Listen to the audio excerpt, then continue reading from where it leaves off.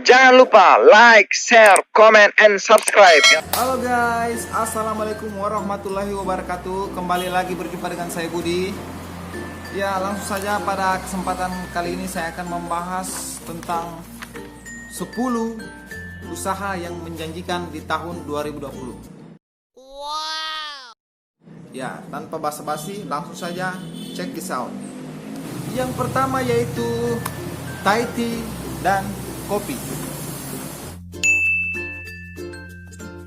Tahun 2020 ini tentu saja masih menjadi salah satu primadona karena omset yang bisa diraih itu lumayan. Bagaimana tidak? Kenapa saya bisa bilang itu lumayan ya?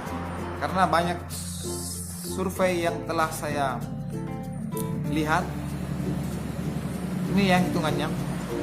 Kalau Anda membuka Thai tea, usaha-usaha di jalanan, di pinggir jalan, jualan kopi, Thai tea dan lain-lain itu Anda buka jam 9, tutup jam 12 malam. Dan dalam sehari semalam laku lu bisa dapatin seumpama ya taruhlah 50 cup lah. 50 cup itu atau 50 gelas.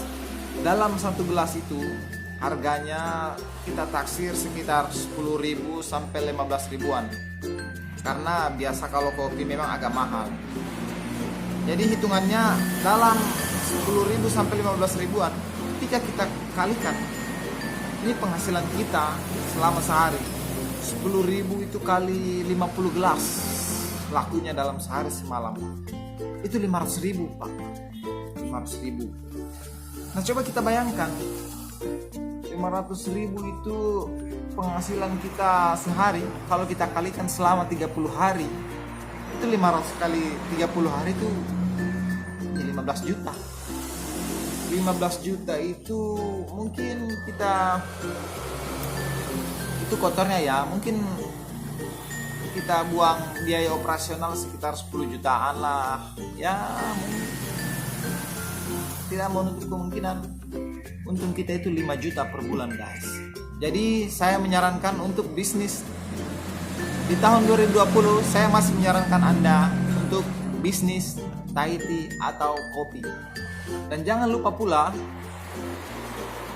kita bisnis Thai tea atau kopi itu harus kita bekerja sama dengan Grab, GoFood, Maxim, dan lain-lain. Lalu kita iklankan lewat Facebook, lewat IG, lewat WA, dan sambil kita menunggu. Yang kedua yaitu kita menjual bubuk minuman, plastik, pipet, serta sablon. Kan penjual Thai tea itu biasanya di gelas-gelasnya mereka itu kan mereka sablon tuh. Nah, lu jangan jual Thai tea-nya, lu sediain bubuknya, gelasnya, pipetnya, plastiknya, sama sablonnya sekalian. Nah, ini nggak perlu tempat usaha, cuma butuh ya tempat tinggal. Kalau perlu kos-kosan lu jadiin ruangan, rumah lu atau rumah tante lu, tampung dah di situ tempatnya. Bubuknya beli bubuk Thai tea, beli bubuk green tea, beli bubuk coklat, beli bubuk taro, beli bubuk vanila. Lu pajang di lemari, di etalase, sediain yang penjual-penjual Thai tea butuhkan. Nah, prinsipnya selama penjual Thai tea masih berjamuran, masih menjual, pasti jualan lu masih laku karena lu yang suplai bahannya gitu. Dan manfaatkan yaitu lagi di era ini FB, IG, WA, dan kolega-kolega kita manfaatkan. Kita dalam membangun bisnis memang kita harus menjalin hubungan baik dengan mereka. Semakin banyak yang tahu, semakin banyak penghasilan kita. Yang ketiga yaitu frozen food. Ya, frozen food. Frozen food ini masih menjadi salah satu bisnis. Kalau saya bilang ini bisnis orang-orang belakang layar lah. Karena mereka lah yang menampung jalannya warkop, kedai, resto, dan jajanan-jajanan pinggir jalan lainnya. Karena saya bilang frozen food ini memang bisnis yang bagus. Kenapa saya bisa bilang frozen food itu masih menjadi salah satu bisnis yang ngetrend di tahun 2020 ini? Karena frozen food itu adalah yang menjual makanan-makanan beku. Contohnya ayam beku, nugget, kentang goreng, bakso ikan, bakso ayam. Sekarang kan lagi viral tuh makanan-makanan ala-ala Korea gitu, disimpan di pan, dibakar-bakar ala-ala barbecue sama teman-teman. Nah itu yang harus dimanfaatkan. Selain itu, frozen food yang paling utama yaitu mereka merupakan penyuplai bagi warkop, kafe, restoran, angkringan, kedai. Caranya, lu tinggal beli freezer, lu survei apa-apa yang dibutuhkan, lu ambil dari distributornya langsung, bila ditampung, bikin brosur, bikin selebaran, datangi warkop-warkop itu, datangi kafe-kafe itu, datangi restoran-restoran itu, datangi angkringan-angkringan itu, beri mereka penawaran bagus, lakukan good deal, kalau perlu kasih free ongkir, dan jaga kepercayaan mereka. Lalu mungkin saja mereka akan membeli sama Anda secara terus menerus. Dan bagusnya makanan frozen food itu, bisnis frozen food itu, dia tidak busuk, tidak basi. Mungkin kadaluarsa iya, tapi kalau bilang busuk tidak, karena dia beku. Jadi kalau kita beli ayamnya itu tidak busuk. Mau 1 bulan, 2 bulan, 3 bulan, dia akan membeku di dalam situ. Ketika nanti mau diproses baru diambil. Nah itu saya menyarankan bisnis frozen food. Yang keempat yaitu kalau saya bilang ayam geprek. Iya, ayam geprek. Kenapa ayam geprek? Ini ya, saya kasih tahu ya, ayam geprek itu merupakan salah satu makanan kekinian. Dia murah, enak, banyak, lengkap. Kenapa murah? Karena dia harganya cuma 15.000. Dia harganya cuma 15.000. Kita sudah bisa dapat nasi, ayam, dan es teh. Terus dia enak. Terus cara penyajiannya cepat. Nah, untungnya bukan main, luar biasa. Ayam geprek itu saya masih bilang, taruhlah harganya 15.000 per porsi. Terus laku Anda dalam sehari itu 20 porsi. 15 kali 20 porsi itu mungkin 300.000. 300.000 kali dah tuh 30 hari selama sebulan itu 9 juta bray, 9 juta. Caranya bisnis makanan itu ada teknik-teknik tertentu, dan di sini saya akan bagi dengan kalian. Yang pertama ya sudah pasti makanan harus enak. Yang kedua harus kita banyak berkawan, banyak berteman-teman, karena dari mereka kita dapatkan pelanggan-pelanggan, dan mungkin saja mereka akan kembali secara terus-menerus. Yang ketiga kita gunakan sosmed, WA, IG, Facebook, Grab, Gojek, Maxim. Dan yang ini nih tips rahasianya. Lu jualan makanan, lu datangin dah tuh perusahaan-perusahaan di sekitar Anda, kantor-kantor di sekitar Anda, pakai itu hypermart, bank, koperasi, kampus, kantor, pokoknya semua yang bekerja secara profesional, karena mereka pada umumnya jarang makan makanan dari rumahnya, mereka akan beli. Dah, lu datangin semuanya, lakukan penawaran terbaik, buat good deal, manjakan mereka, jaga kepercayaan mereka. Insya Allah tiap hari mereka akan bersama Anda, dan itu dijamin pasti. Yang kelima yaitu cake, dessert, dan es krim.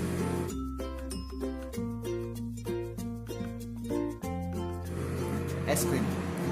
Kenapa saya bilang cake, dessert, dan es krim? Bisnis ini jangan dipandang enteng loh. Mungkin kita bilang itu kan hanya kue, pasti kue, dan mungkin hari-hari orang beli kue, tidak.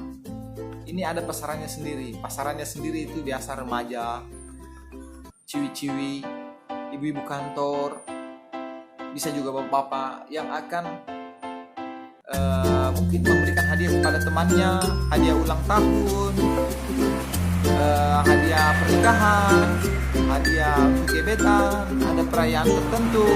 Bisa mereka kirimkan kue, dessert, sama es krim. Ini jangan dipandang enteng. Ini bisnis bagus karena modalnya minim, omsetnya besar, dan dia minimal kerugian itu sangat sedikit. Contohnya lu bisa jual cake ya, leper tart, brownies, tiramisu, puding, custard, pancake, dessert box, es krim, kue ulang tahun, dan lain-lain. Dan yang paling penting, bro, sis, lu harus punya passion di bidang ini. Karena kalau lu nggak punya passion di bidang kue, cake, atau dessert, jangan, lu cari aja yang lain. Ini salah satu bisnis yang recommended bagi yang punya passion. Karena bikin kue itu susah.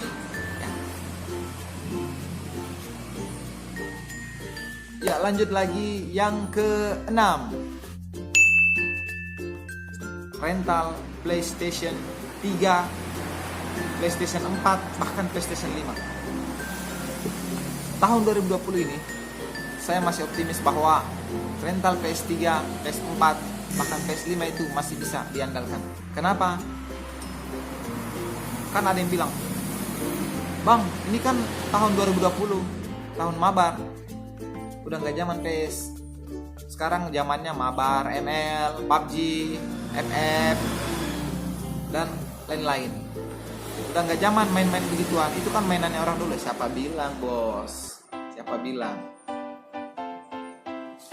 PS punya MotoGP, punya bola, punya FIFA, punya Pro Evolution Soccer, punya Naruto, dan banyak lagi yang PS punya, dan itu tidak bisa didapatkan dengan bermain game di HP. Dan itu akan memberikan experience, pengalaman tersendiri bagi gamers khususnya di PS. Dan saya yakin PS masih mempunyai tempat di hati para gamers.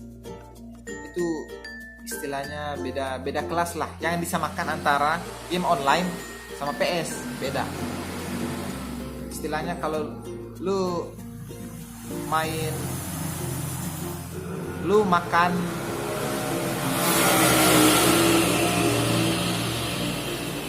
istilahnya kalau lu makan coto sama bakso, nah itu jangan disamakan, beda.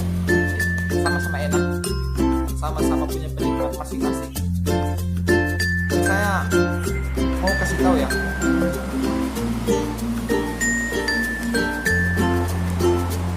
gini, ini hitung-hitungannya ya, PS3 lah, gak usah PS4, PS5, PS3 dulu yang agak murahan.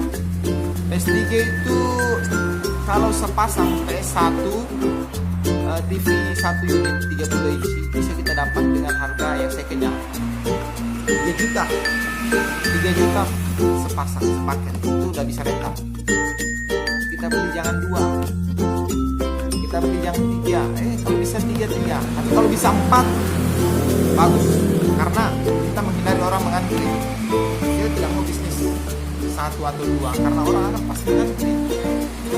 Jadi kita bikin 4 unit itu 1 unit kan 3 juta kan, 4 kali 3 itu 12 juta. Lu gelontorin dana 12 juta, lalu lu buka PS. Hitungan harian itu begini, PS kan 5.000 per jam. 5.000 per jam itu taruhlah dalam seharian 24 jam itu 10 jam. Semua orang datang main cuma 10 jam. Itu 5 kali 10 jam dong, 50.000. Itu untuk 1 unit. 50.000 dikali 4 unit itu 200.000 per hari, per 10 jam itu 200.000. Kalau dikalikan selama 30 hari itu 6 juta. 6 juta. Itu hitungan per 10 jam. Kalau itu belum dihitung ya, bulan puasa, lagi liburan, itu bahkan PS itu bisa bahkan non-stop 24 jam. Lu kaliin deh sendiri. Itu usaha, salah satu usaha jasa lah kalau saya bilang, karena jasa menghibur bagi para gamers. Dan yang paling penting di usaha PS3 rental Anda, PS4, PS5, jangan lupa membuat tempat Anda nyaman dan melengkapi fasilitasnya dan juga makanan. Contoh, kita harus siapkan AC mungkin atau kipas angin, tempat yang nyaman, tempat yang boleh orang berteriak, karena di PS itu tempatnya orang barbar. Jadi kalau bisa sediakan agak bebas lah.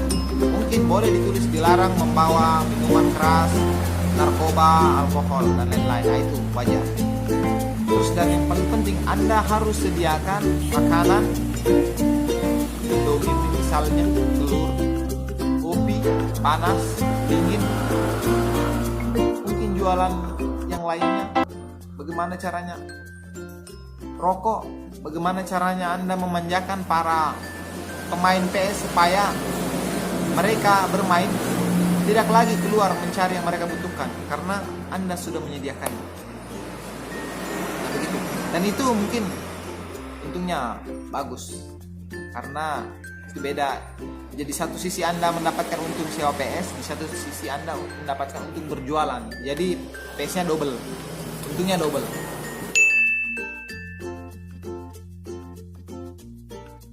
Yang ketujuh guys, ada barbershop.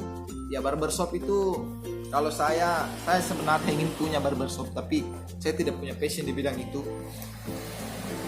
Kalaupun kita tidak punya passion, minimal punya dana mungkin sekitar 5 jutaan atau bahkan 10 juta untuk yang bagus, sudah bisa kita memulai. Bahkan kalau kita sendiri yang pintar mencukur, 1 juta aja bisa aja dong. Tinggal sediain cermin, mesin memotong rambut, beberapa gunting, kursi, lampu, tempat. Jadi barbershop itu apa ya? Itu merupakan salah satu kebutuhan karena rambut kita ini panjang terus, tiap minggu, tiap bulan potong. Dan kalau Anda punya barbershop yang bagus dan cukurnya bagus, pasti Anda punya langganan. Sehari barbershop mungkin hampir sedikit sekali modalnya kalau mau dihitung. Karena usaha jasa itu begitu, modalnya sedikit punya banyak. Kalau kita jualan makanan, otomatis kita beli bahan bakunya. Kalau barbershop tidak, kita cuma sediakan gunting, sarung sama mesin. Terus kita berjasa, kita cukur, kita dapat taruhlah 20.000 atau 15.000 kali cukur. Nah, itu tidak ada yang berkurang. Pemotong rambutnya tidak berkurang, guntingnya berkurang, tenaga kita tidak berkurang. Jadi tidak ada yang berkurang. Jadi kita terima bersih ke barbershop. Kali taruhlah sehari itu 10 lah, 10 orang cukur lah. Kalau sudah jalan ya, 20.000 kali 10, 200. Itu hitungannya pengusaha itu begitu. Jangan per hari, per bulan. Karena kita bayarnya per bulan. Bayar listrik per bulan, bayar BPJS per bulan, bayar apa-apa per bulan, PNS gajinya per bulan. Nah, jadi usaha itu hitungannya per bulan. Jadi 200 kali 30 hari dah juta. Nah, kita ya taruhlah bayar listrik, tempat dan lain-lain 3 juta atau 3 jutanya bersih. Yang ke-8 yaitu pencucian motor.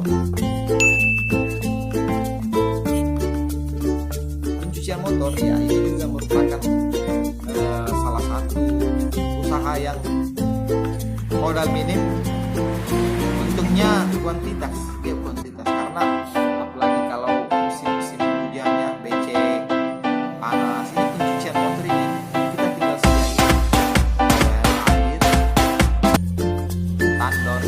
tandon, terus beli semprot untuk mencuci, selang sama tempat, itu aja. Kalau nggak punya sumur ya beli air di tower. Itu berapa sih ya di tower, berapa sih? Ini pencucian khusus motor aja, nggak usah mobil. Motor aja. Jadi lu punya sumur bisa disewakan sama tetangga. Sumurnya bisa kita sewa dulu biar tetangga, nanti berbicara harga nanti sama tetangga lah. Nah, lu buka pencucian khusus motor, lu melayani cuci motor, dan lu harus punya anak buah 1 atau 2 orang dulu. Lu sediain deh di situ wifi, kopi, kan, minuman, sambil orang datang cuci motor, sambil orang nongkrong. Dan saya jamin zaman sekarang itu zaman sibuk bro. Orang pada jarang sekali saya lihat orang cuci motor sendiri. Rata-rata, apalagi kalau punya lokasi di pinggir jalan, buka pencucian motor. Itu enak, mantap. Kita bisa sehari bisa kita dapat 400 sampai 500 ribu. Itu dikali per bulan ya. Harus terus dikali per bulan. Dan modalnya mungkin sangat minim ya. Yang ke-9 yaitu konter pulsa. Ya saya bilang konter pulsa karena konter pulsa itu adalah tempat yang pasti dibutuhkan, karena di zaman era digital ini semuanya serba digital. Di konter pulsa di situ semua bisa kita layani, keluhan-keluhan pelanggan semua bisa kita atasi di situ. Mereka mau beli pulsa HP di situ, beli token listrik datang di situ, bayar BPJS datang di situ, bayar cicilan datang di situ, bayar IndiHome datang di situ, beli paket internet datang di situ, mau bermasalah dengan HP-nya ada yang mau diganti datang di situ. Terus mau ke luar kota, butuh tiket pesawat atau kereta datang di situ. Jadi bisnis konter dan pulsa masih merupakan bisnis yang saya rekomendasikan karena modalnya minim, untungnya bagus, dia berkuantitas. Jadi dia terus menerus. Hari ini orang beli paket, minggu depan habis, minggu depannya beli paket lagi, minggu depannya habis. Hari ini orang beli pulsa, pulsanya habis, beli lagi. Hari ini beli pulsa listrik, beli lagi besoknya pulsanya. Kan untuk dari segi operasional itu kita hanya kebanyakan kita hanya harus punya deposit. Orang mau tarik uang, orang mau transfer uang tanpa perlu ke bank lagi kiri kanan menunggu capek, tinggal datang di counter, saya mau kirim uang, ini uang administrasinya, selesai. Dan Anda membantunya memecahkan masalahnya. Ya, yang terakhir ya yang saya rekomendasikan yaitu menjual pakaian ya, baju, celana, hijab, kurta, baju muslim, baju dalam, aksesoris, topi dan lain-lain. Kalau dulu orang masih malas melirik usaha itu karena perputarannya lambat. Hari ini orang beli baju, mungkin tahun depan lagi bisa beli baju, tapi sekarang tidak.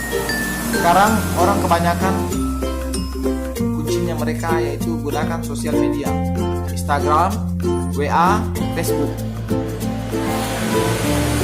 Di situ mereka sering menggunakan siaran langsung untuk berjualan. Ya, daripada paket kamu terbuang percuma untuk hal-hal yang tidak menghasilkan, lebih baik kamu stok baju, celana, jilbab dan lain-lain, dan kamu gunakan datu Facebook, siarkan langsung, jual. Kayak banyak teman-teman yang saya kenal ya begitu. Jadi itu omsetnya bagus. Di samping itu kamu punya untung laku jualan, kamu bisa juga punya untung di kurir karena mereka butuh diantarkan, mereka bayar ongkos pengantarannya. Kalau kamu punya anak buah yang bisa gaji per bulan, lebih bagus karena kamu yang ambil semua omsetnya. Begitu ya. Jadi kuncinya itu kita gunakan sosial media karena bisa kita jangkau di dalam kota, di luar kota, bahkan di luar provinsi. Untuk itu, sekian dari saya, itulah tips-tips yang bisa saya bagikan. Mudah-mudahan bisa bermanfaat bagi sebagian teman-teman yang ingin punya usaha tapi masih sebatas niat dan belum bisa dieksekusi. Yang sudah punya usaha dan masih kurang ide, mudah-mudahan video ini bisa membantu teman-teman. Dan satu hal yang harus peringatkan, yaitu kita memulai usaha itu, menurut saya